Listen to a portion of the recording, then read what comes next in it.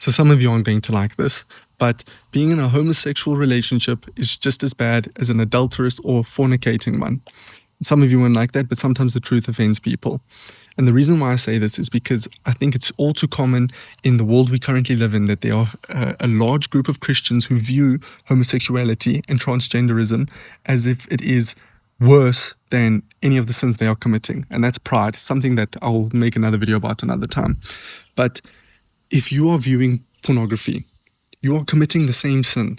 If you are looking at women with lust, you are committing sin just as bad as it. If you are having sexual relationships outside of marriage or even within your marriage with people who aren't your partner, it is just as bad as homosexuality.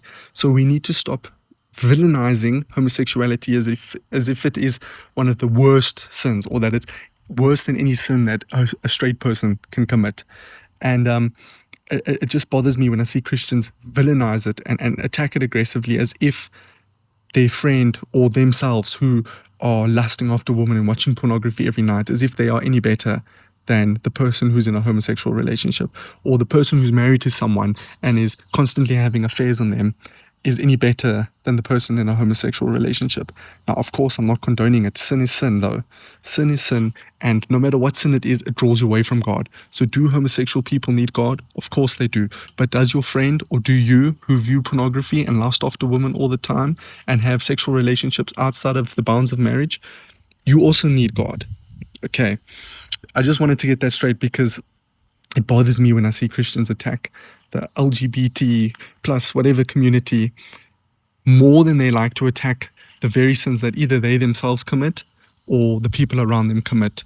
They turn a blind eye to it because to them it doesn't seem as bad as homosexuality, but it is the same thing. It's still sin. It's still sexual sin. When Paul writes about it, he puts along homosexuality with adultery, with fornication and everything. He doesn't say, oh, this is the worst of the worst and these ones aren't as bad. It is sin. And I'll address the point of pride, thinking that you're better than someone or one sin isn't as bad as another one in another video, but I just really thought I needed to share this with some of you. And if you don't agree with me, feel free to let me know your opinion. But until tomorrow, God bless.